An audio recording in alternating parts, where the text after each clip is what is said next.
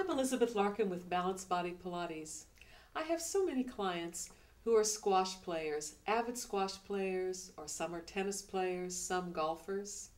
And I find that those clients that are involved in rotational sports oftentimes have an imbalance of the external rotators around their hip. So this is a movement sequence that I created for them. You can either have the short loop or the long loop around the sole of the foot. The short loop will increase the amount of force, the amount of tension.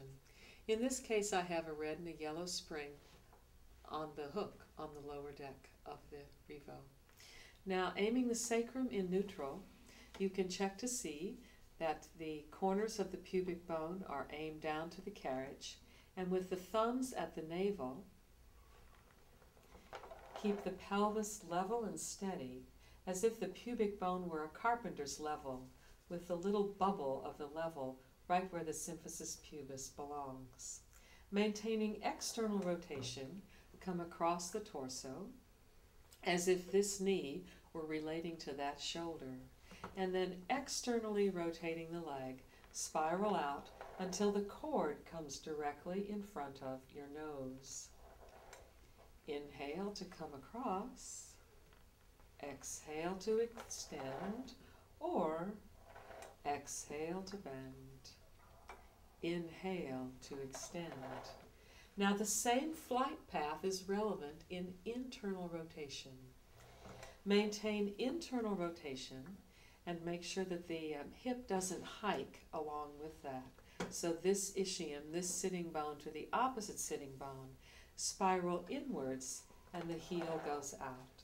Sometimes I refer to this as martial arts mode to my clients, or kickboxing mode. The third variation alternates the first one, which is external rotation, as in ballet mode, turned out attitude front over crossed for the dancers, and then internal rotation with the martial arts kickboxing mode. And finally, the fourth variation is the third one in reverse. Inhale to bend, exhale to lengthen, or exhale as you come across, and inhale as you extend. In the advanced Allegro classes, the group reformer classes that I teach, we go directly from that PNF pattern that I just demonstrated into hamstring arcs. Hamstring arcs in parallel with hip joint in neutral, hamstring arcs in external rotation, and the hamstring arcs in internal rotation. And then immediately following that is the short spine stretch with just one foot in the loop, and that would be pike, hip flexion, and then aim the sacrum, the coccyx, up to the ceiling, coming to stand between the shoulder blades. Touch the medial borders of the feet together, and then bring each vertebrae, each rib ring, down onto the carriage, bringing the heels down with the pubic bone, and push out. After doing that with palms down, we'll take palms up, pike, aim the sitting bones up to the ceiling, standing with equal weight on both shoulder blades. Draw the heels towards the pelvis.